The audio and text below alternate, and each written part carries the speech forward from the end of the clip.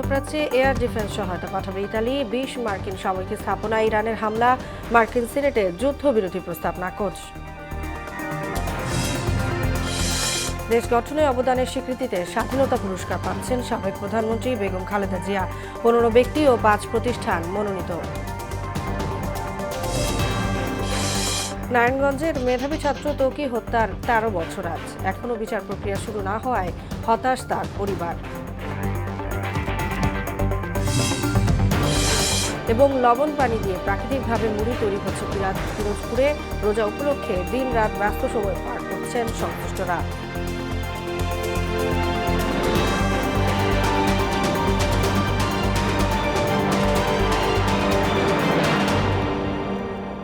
আসসালামু আলাইকুম, স্বাগত মোহনা সংবাদে। এতক্ষণ শুনছিলেন শিরোনাম, পুরো সংবাদের সঙ্গে আছি তাসনোয়া বিনতে তাহের।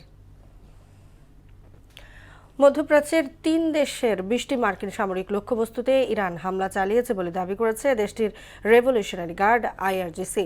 তারা কুয়েতে মার্কিন বাহিনীর উপর ড্রোন ব্যবহার করে আবারও হামলা চালিয়েছে। বাহরাইনের দিকে ধেয়ে আসা ইরানের ক্ষেপণাস্ত্র এবং ড্রোন লক্ষ্যবস্তুতে আঘাত করার আগেই ধ্বংস করে দিয়েছে দেশটির সেনাবাহিনী। এদিকে মধ্যপ্রাচ্যে এয়ার ডিফেন্স সহায়তা পাঠানোর সিদ্ধান্ত নিয়েছে ইতালি। ঐশী আলমের ডেস্ক রিপোর্ট। ইরানের রেভলিউশনারি গার্ড আইআরজিসি জানিয়েছে তারা মধ্যপ্রাচ্যের 3 দেশে যুক্তরাষ্ট্রের 20টি সামরিক লক্ষ্যবস্তুতে হামলা চালিয়েছে। কুয়েত, বাহরাইন, সংযুক্ত আরব আমিরাতে অবস্থিত এসব মার্কিন সামরিক স্থাপনায় হামলায় সেগুলোর উল্লেখযোগ্য ক্ষয়ক্ষতি হয়েছে। যুক্তরাষ্ট্র ও ইসরায়েলের ছোড়া ক্ষেপণাস্ত্র তেহরানের 2টি স্কুলে আঘাত এনেছে। বাহরাইনের দিকে ধেয়ে আসা ইরানের 75টি ক্ষেপণাস্ত্র এবং 125টি ড্রোন লক্ষ্যবস্তুতে হামলা করার আগেই ধ্বংস করে দিয়েছে দেশটির সেনাবাহিনী। যে ড্রোন ও ক্ষেপণাস্ত্র আটকানো সম্ভব হয়নি, সেসবের আঘাতে কি পরিমাণ ক্ষয়ক্ষতি হয়েছে সে সংক্রান্ত কোনো তথ্য জানায়নি দেশটি। কুয়েতে মার্কিন বাহিনীর উপর ড্রোন ব্যবহার করে আবারও হামলা চালিয়েছে ইরান। মধ্যপ্রাচ্যে এয়ার ডিফেন্স সহায়তা পাঠানোর সিদ্ধান্ত নিয়েছে ইতালি। দেশটির প্রধানমন্ত্রী জর্জিয়া মেলোনি বলেন, ইতালি উপসাগরীয় অঞ্চলের দেশগুলোতে আকাশ নিরাপত্তা বিষয়ক নিরাপত্তা সহায়তা পাঠানোর সিদ্ধান্ত নিয়েছে। মধ্যপ্রাচ্যে চলমান যুদ্ধ পরিস্থিতিতে নিজেদের আকাশ সীমা নিরাপদ রাখতে কাতারের সামরিক বাহিনীর প্রস্তুতি বাড়ানোর নির্দেশ দিয়েছে দেশটির আমির শেখ Tamim bin Hamad Al Thani. ইরানে গেল 5 দিন ধরে ইন্টারনেট পরিষেবা বন্ধ আছে। আন্তর্জাতিক সাইবার নিরাপত্তা পর্যবেক্ষণ সংস্থা নেটব্লক এ তথ্য জানিয়েছে। ঐশী আলম, মোহনা সংবাদ। যুক্তরাষ্ট্রকে শক্ত জবাব দিতে না পারা পর্যন্ত যুদ্ধই চলবে, এমন হুঁশিয়ারি দিয়েছেন ইরানের উচ্চপদস্থ সামরিক কর্মকর্তা কিওমার্স হায়দারি। এবার এশিয়া ও ইউরোপের সংযোগস্থলে অবস্থিত আজারবাইজানে আঘাত হানল ইরানি ড্রোন। ট্রাম্পের যুদ্ধ ঘোষণার ক্ষমতা সীমিত করতে সিনেটে আনা প্রস্তাব নাকচ হয়ে গেছে। ইরানের সামরিক অভিযান অব্যাহত রেখেছে যুক্তরাষ্ট্র, ইসরায়েল।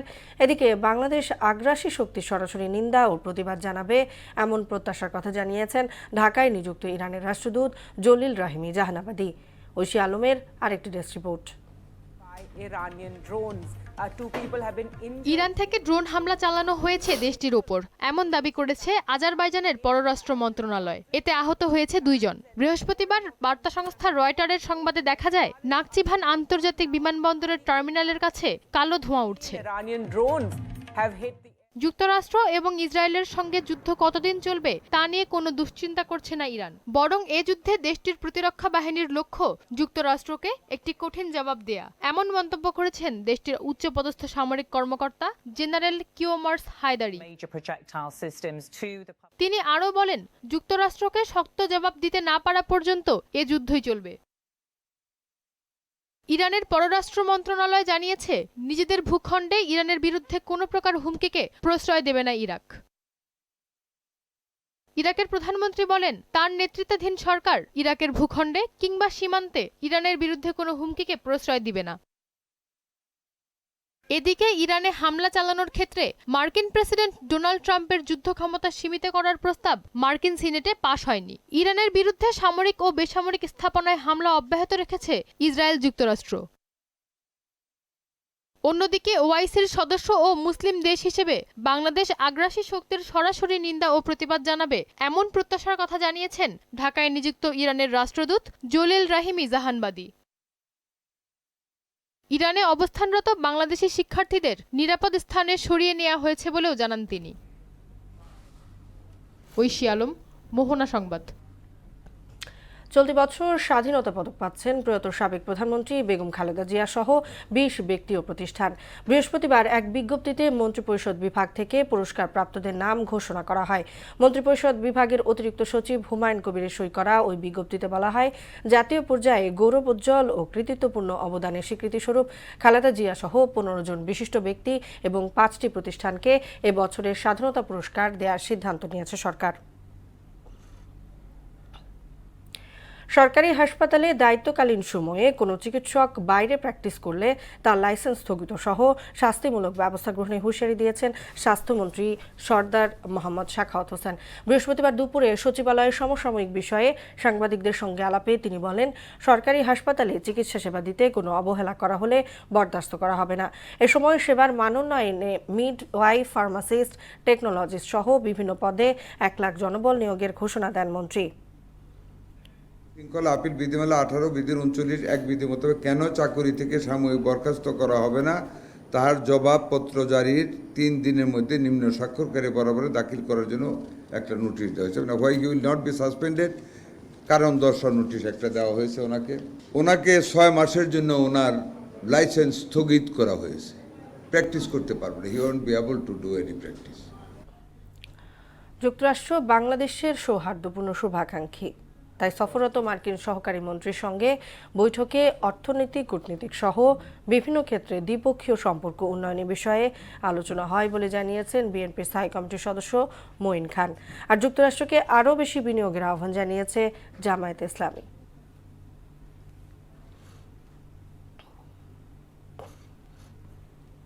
আজকে আমরা যে বিষয়গুলো নিয়ে আলোচনা করেছি সেগুলো মূলত দুটি দেশের জনগণের মধ্যে পারস্পরিক যে সম্পর্ক, সে সম্পর্কের বিষয়গুলো এবং ভবিষ্যৎ যে সরকার, সেই সরকারের যে নীতিমালার বিষয়গুলো। এবং আপনারা জানেন যে আজকের বিশ্বে যে বিভিন্ন ধরনের যে ঘটনা প্রবাহ, সে সমস্ত কিছু সার্বিক বিষয় নিয়ে আমাদের সঙ্গে আলোচনা। নারায়ণগঞ্জের মেধাবী ছাত্র তানভীর মোহাম্মদ তৌকি হত্যার ১৩ বছর আজ। হত্যাকাণ্ডের পর ১০১তম ধার্য তারিখ পার হলেও এখনও শুরুই হয়নি বিচার প্রক্রিয়া। ৫ আগস্টের পর তদন্তকারী সংস্থা র্যাব ৬ জনকে গ্রেপ্তার করলেও আদালতে জমা দেয়নি চার্জশিট। দীর্ঘ ১৩ বছরেও সন্তান হত্যার বিচার প্রক্রিয়া শুরু না হওয়ায় হতাশ তৌকির পরিবার। আজমির ইসলামের প্রতিবেদন, জানাচ্ছেন আফরিন পপি। নারায়ণগঞ্জের মেধাবী ছাত্র তৌকি এ-লেভেল প্রথম পর্বের পরীক্ষায় বিশ্বে প্রথম স্থান আর রসায়নে দেশের মধ্যে সর্বোচ্চ নম্বর পেয়ে নিজের নামের দ্যুতি ছড়িয়েছিল। ২০১৩ সালের ৬ মার্চ নগরের শায়েস্তাকা রোডের বাসা থেকে বের হয়ে পাঠাগারে পড়তে গিয়ে নিখোঁজ হন। ২ দিন পর ৮ মার্চ শীতলক্ষ্যা নদীর কুমুদিনী খাল থেকে তৌকির লাশ উদ্ধার করে পুলিশ। ২০১৪ সালের ৫ মার্চ তদন্তকারী সংস্থা র্যাব সংবাদ সম্মেলনে জানায়, আজমেরী ওসমান সহ এই কিলিং মিশনে অংশ নেয় ১১ জন। অচিরেই তারা অভিযোগপত্র আদালতে পেশ করবে, কিন্তু সে অভিযোগপত্র এখনও দেয়া হয়নি। নির্মম এ হত্যাকাণ্ডের পর নারায়ণগঞ্জ সহ সারা দেশ প্রতিবাদ মুখর হয়ে ওঠে। বিচার প্রক্রিয়া বাধাগ্রস্ত করতে ওসমান পরিবারের প্রভাবের কথা জানান তৌকির বাবা। যারা অভিযুক্ত ওসমান পরিবার, তাদের হাজার হাজার কোটি টাকা, তারা তাদের শাসন আমলে এই বিচারটা বিভিন্নভাবে প্রভাবিত করার, বন্ধ করে রাখার সমস্ত উদ্যোগ তারা নিয়েছে। এত বছরেও চার্জশিট জমা না হওয়ায় হতাশ মামলার আইনজীবী জিয়াউল ইসলাম কাজল। আর অন্তর্বর্তীকালীন সরকারের সময়ে এ বিচার পাওয়ার ব্যাপারে আশাবাদী ছিলেন নাগরিক নেতা নুরুদ্দিন আহমেদ। আমরা আশাবাদী হয়ে উঠেছিলাম যে অন্তর্বর্তীকালীন সরকার এসেছে, এখন হয়তো তৌকি হত্যার বিচারটা আমরা পাবো। আমরা চাই অতি দ্রুত তানভীর মোহাম্মদ তৌকির হত্যাকাণ্ডের বিচার চাই। ১০১তম ধার্য তারিখে আদালতের শুনানি হয়েছে। এটা বিরল একটি ঘটনা। ৬ জন 164-এ জবানবন্দি দেওয়ার পরও আদালতের দ্বারগোড়ায় চার্জশিট আসে না। নতুন সরকারের আমলে দ্রুত বিচার প্রক্রিয়া শুরু হবে, এমনটাই প্রত্যাশা তৌকির পরিবার ও দেশবাসীর। আফরিন পপি, মোহনা সংবাদ। রোজায় পিরোজপুরে মুড়ি তৈরিতে দিনরাত ব্যস্ত সময় পার করছেন এ পেশায় জড়িতরা। কেমিক্যাল মুক্ত ও সুস্বাদু হওয়ায় পিরোজপুর সহ আশপাশের জেলায় রয়েছে ব্যাপক চাহিদা। রমজানে দাম ভালো পাওয়ায় সকাল থেকে গভীর রাত পর্যন্ত মুড়ি তৈরি করেন সংশ্লিষ্টরা। মোহাম্মদ নুরুদ্দিনের প্রতিবেদন জানাচ্ছেন মাহমুদা আক্তার। দেশের দক্ষিণাঞ্চলের মুড়ি উৎপাদনে পিরোজপুর জেলা গুরুত্বপূর্ণ ভূমিকা পালন করছে। এখানকার মুড়ি কেমিক্যাল মুক্ত ও সুস্বাদু হওয়ায় আশেপাশের জেলাগুলোতেও রয়েছে ব্যাপক চাহিদা। এ জেলায় মোতাই ও চাপসাই মোটা ধানের মুড়ির কদর বেশি। মেশিনে ভাজা প্রতি কেজি মুড়ির বর্তমান পাইকারি মূল্য ৮০ থেকে ৯০ টাকা, যা বাজারে খুচরা বিক্রি হয় ১০০ থেকে ১১০ টাকায়। আর হাতে ভাজা মুড়ি খুচরা বাজারে বিক্রি হয় ১২৫ থেকে ১৩০ টাকায়। এখানে মোটা ধানের চাহিদাটা খুব অনেক বেশি, কারণ মোটা মুড়িটার অনেক চাহিদা, বিশেষ করে রমজানের চাহিদাটা একটু বৃদ্ধি পায়। আমাদের মুড়িতে কোনো ভেজাল নাই, মুড়িটা খাইতে খুব স্বাদ লাগে। রমজানের যে কাঁচা চাপ দিচ্ছি আমাকে 2 শিফটি চলে, রাতেও চলে দিনেও চলে, 2 শিফটি চলে। যতটা প্রয়োজন ততটা আমরা সাপ্লাই দিয়ে পারতেছি না। দেখতেই পাচ্ছেন ভিতরে গোডাউন পুরো ফাঁকা, ব্যাপারী পাইকার আসে অপেক্ষা করতে আসছে, মাল হবে পরে নিয়ে যাবে। আর ডেলিভারি দিয়ে পারছি না আমরা, মাল এই যে মাল ভাজতেছি 3টা মেশিন দিয়া, আমরা মালটা ভাজা আউগে দিতে পারতেছি না। এখানে মুড়ি তৈরিতে সার ও কেমিক্যালের পরিবর্তে সম্পূর্ণ প্রাকৃতিকভাবে লবণ পানি দিয়ে মুড়ি তৈরি হয়। মুড়ির মান ঠিক রাখতে সজাগ আছে বেশি। এই মুড়িতে ভেজাল এবং ক্ষতিকারক কোনো কিছু যাতে মিশানো না হয় এবং কোনো যা ভোক্তাদের যেন স্বাস্থ্যগত ঝুঁকি না থাকে সেই দিকে বেশি দৃষ্টি রাখছে এবং যথাযথ কর্তৃপক্ষের মাধ্যমে সেটি তদারকি করার জন্য সহায়তা করছেন। পিরোজপুরে ২০টি মুড়ির মিল ও শতাধিক ব্যক্তি হাতে ভেজে প্রতিদিন ৫০০ মণ মুড়ি উৎপাদন করে থাকে। মাহমুদা আক্তার, মোহনা সংবাদ। পবিত্র ঈদ উল ফিতর উপলক্ষে ঘরমুখো মানুষের যাত্রা নির্বিঘ্ন করতে চতুর্থ দিনের মতো বাস ট্রেনের অগ্রিম টিকিট বিক্রি চলছে। সে খবর জানাতে গাবতলী বাস টার্মিনাল থেকে যোগ দিচ্ছেন সহকর্মী নাজমুল ইসলাম। নাজমুল, আজ চতুর্থ দিনের মতো টিকিট বিক্রি চলছে এবং গাবতলীর কি চিত্র আমাদেরকে জানাবেন?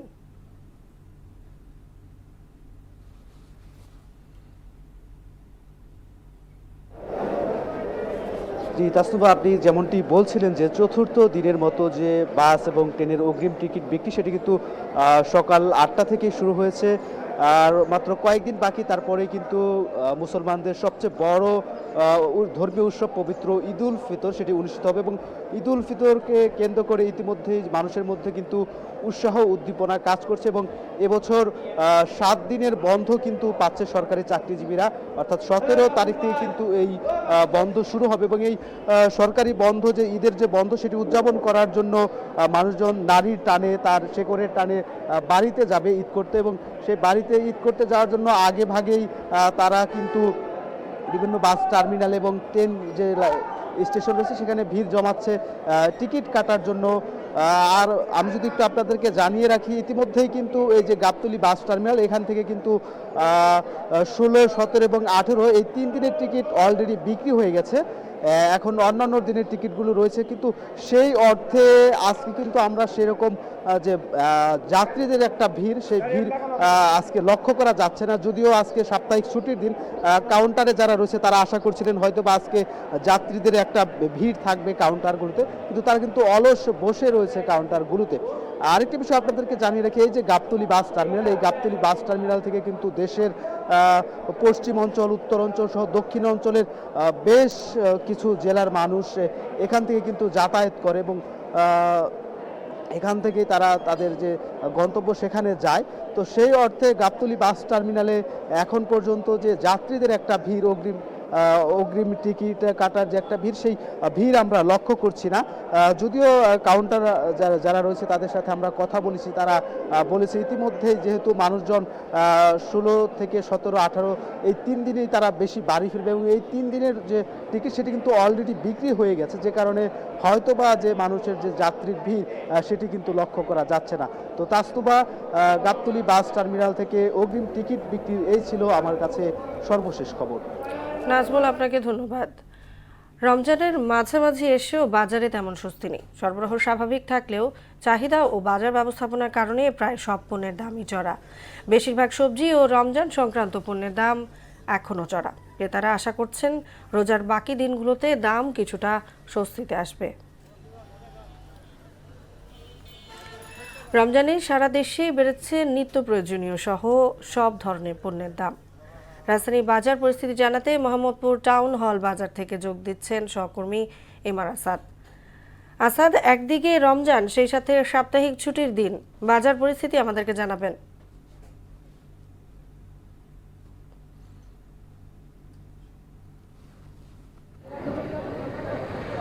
তাসনুভা, আমাদের যে প্রতিদিনের যে বাজার, বিশেষ করে কাঁচা বাজারগুলো রয়েছে যেগুলো রাজধানীতে, সেগুলোতেও কিন্তু আমরা জানি যে রমজানে কিন্তু সবসময় আসলে সব ধরনের পণ্যের আসলে চাহিদা থাকে না।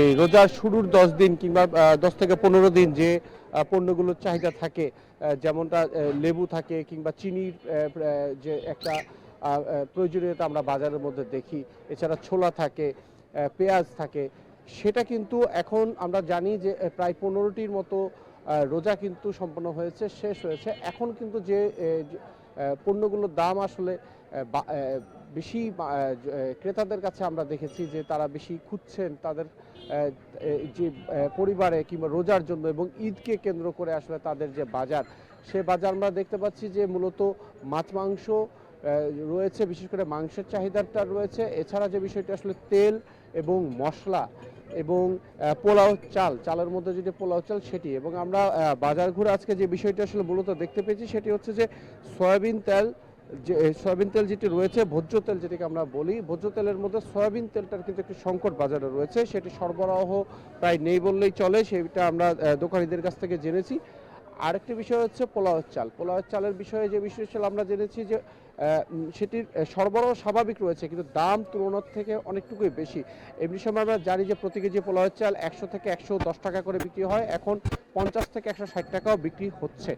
এবং আপনি জানেন যে এখন কিন্তু আসলে পোলাও চালের যে উৎপাদনের পরবর্তীতে এখন মজুদের সময়, সুতরাং বাজারে এখন পর্যাপ্ত পরিমাণে পোলাও চাল থাকারই কথা, কিন্তু আমরা দেখতে পেয়েছি যে পোলাও চাল পর্যাপ্ত থাকার পরও কিন্তু পোলাও চালের দামটা তুলনামূলকভাবে বেশি। এছাড়া অন্যান্য পণ্যের যদি আমরা বলি, মশলার মধ্যে এলাচের দামটা কিন্তু তুলনামূলকভাবে একটু বেশি আমরা দেখতে পাচ্ছি। আর যদি আমরা আপনাকে জানাই যে সবজির যে বাজার, সেটি কিন্তু এখন তুলনামূলকভাবে অনেকটা স্থিতিশীল হয়েছে, কারণ রোজার এখন অর্ধেক চলে গিয়েছে, সুতরাং লেবু, কাঁচামরিচ এগুলোর দাম অনেকটাই সহনীয়। তো এখন পর্যন্ত বাজার পরিস্থিতি নিয়ে এতটুকুই তথ্য ছিল আমার কাছে। তাসনুভা। আসাদ, আপনাকে ধন্যবাদ। অনুকূল আবহাওয়া এবং নদীবাহিত পুষ্টিগুণ সম্পন্ন মাটির কারণে বরিশালের বাকেরগঞ্জের বিস্তীর্ণ চরাঞ্চলে এবার তরমুজের বাম্পার ফলন হয়েছে। বাজারে ভালো দাম পাওয়ায় তরমুজ চাষে দিন দিন আগ্রহী হচ্ছেন এখানকার চাষিরা। আর কৃষকদের প্রশিক্ষণ ও উন্নত বীজ সরবরাহ সহ সব ধরনের সহযোগিতা করছে কৃষি বিভাগ। এম এ সাখাওয়াত হোসেনের প্রতিবেদন, জানাচ্ছেন মাহমুদা আক্তার। চলতি মৌসুমে অনুকূল আবহাওয়া ও রোগবালাই কম থাকায় বরিশালের বাকেরগঞ্জের বিস্তীর্ণ চরাঞ্চলে এবার তরমুজের বাম্পার ফলন হয়েছে। ইতোমধ্যে তরমুজ বিক্রি করে লাভের মুখ দেখেছেন চাষিরা। তাদের দাবি, সরকারি উদ্যোগে প্রশিক্ষণ ও প্রণোদনা পেলে আরো বড় পরিসরে তরমুজ চাষ করবেন। তরমুজ যা দিয়েছি, আল্লাহ যদি আবহাওয়া ভালো রাখে তাহলে উঠে যাইতে পারবো। বাকেরগঞ্জের মাটি ভালো, কলাপাড়া থেকে এই জায়গায় আসছি তরমুজ চাষ করতে বললাম। আমরা 20,000 টাকা দর দিছি তরমুজে, হাগও লাভ হইবে, আমাকেও লাভ হয়েছে। কৃষি অফিস থেকে আমাদের একটু সাপোর্ট পাইতাম, তারা যদি আমাদের কিছু প্রশিক্ষণ দিত তাইলে আরো সামনের দিকে আরো একটু আগাইতে পারত। কৃষকদের প্রশিক্ষণ, আধুনিক প্রযুক্তি ও উন্নত বীজ সরবরাহের মাধ্যমে স্থানীয় চাষিদের আরো বেশি সম্পৃক্ত করার উদ্যোগ নেওয়া হয়েছে বলে জানালেন এই কৃষি কর্মকর্তা। চাষি যারা আছে তাদের পাশাপাশি স্থানীয় চাষিরাও তরমুজ চাষে আগ্রহ তাদের সৃষ্টি হচ্ছে, কিন্তু সমস্যা হলো তাদের অর্থনৈতিক যে ইনভেস্টমেন্টের ক্ষেত্রে তাদের ক্যাপাসিটি কম। এক্ষেত্রে আমরা আমাদের স্থানীয় পর্যায়ে উদ্যোক্তা তৈরির জন্য আমরা চেষ্টা করতেছি। আর চরাঞ্চলের উপযোগী জমি চিহ্নিত করে পরিকল্পিতভাবে তরমুজের চাষ বাড়ানোর উদ্যোগ নেওয়ার কথা জানান উপজেলা নির্বাহী কর্মকর্তা। লক্ষ্যমাত্রার চেয়ে আমাদের এবার তরমুজের ফলন ভালো। আমাদের এই বাকেরগঞ্জে তরমুজ সারা দেশেই এবার আমাদের যাচ্ছে। তরমুজ চাষিকে ইতোমধ্যে প্রশিক্ষণ প্রদান করেছেন এবং বাকিদেরকেও প্রশিক্ষণের আওতায় নিয়ে আসবেন। এবছর বাকেরগঞ্জে 650 হেক্টর জমিতে তরমুজ চাষ করা হয়েছে। মাহমুদা আক্তার, মোহনা সংবাদ। এবার সারা দেশে অনুষ্ঠিত হওয়া সভা সমাবেশ নিয়ে প্রতিনিধিদের পাঠানো তথ্যচিত্রে ডেস্ক রিপোর্ট।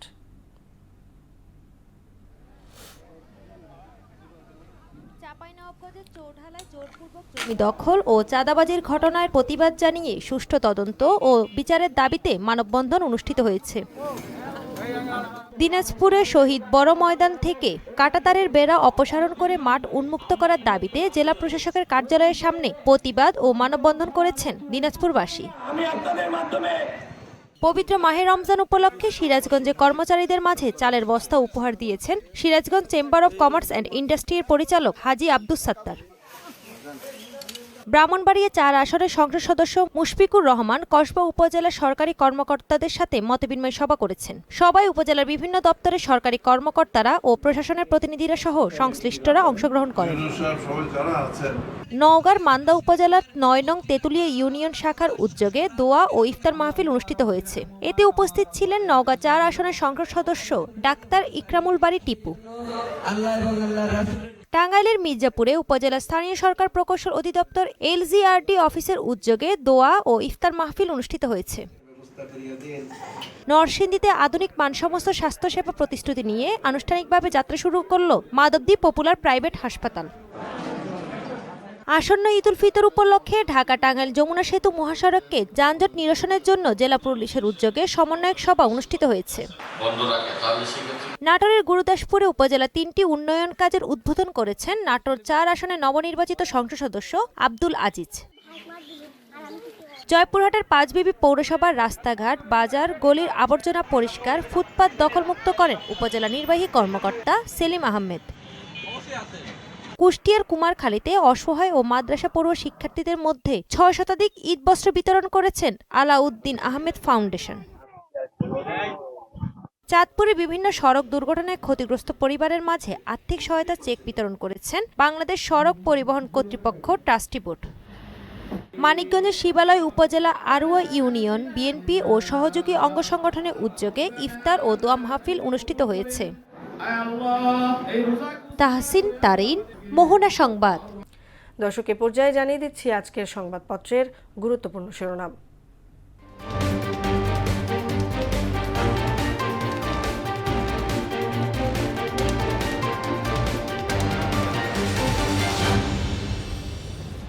শুরুতেই জানিয়ে দিচ্ছি প্রথম আলোর সংবাদ শিরোনাম।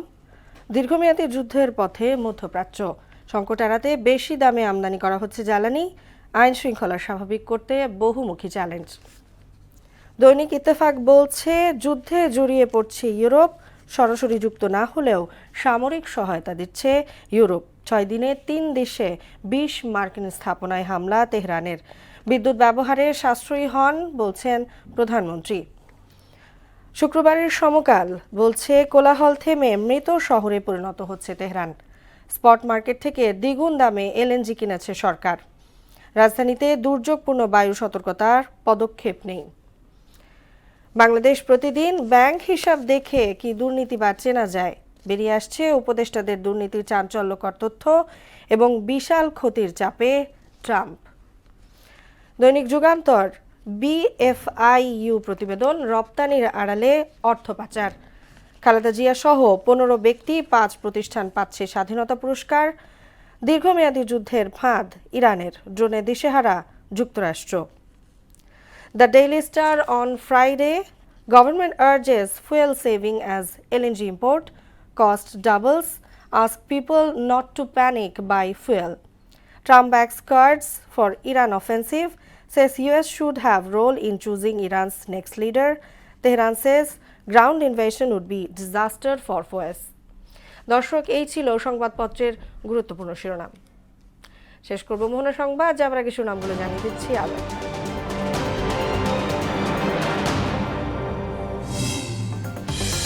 মধ্যপ্রাচ্যে এয়ার ডিফেন্স সহায়তা পাঠাবে ইতালি।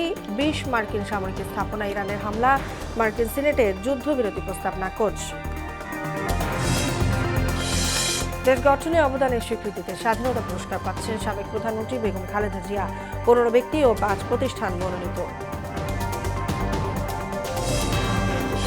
নারায়ণগঞ্জের মেধাবী ছাত্র ত্বকী হত্যার 13 বছর আজ এখনো বিচার প্রক্রিয়া শুরু না হওয়ায় হতাশ তার পরিবার। এবং লবণ পানি দিয়ে প্রাকৃতিকভাবে মুড়ি তৈরি হচ্ছে পিরোজপুরে। রোজা উপলক্ষে দিন-রাত ব্যস্ত সময় পার করছেন সংশ্লিষ্টরা।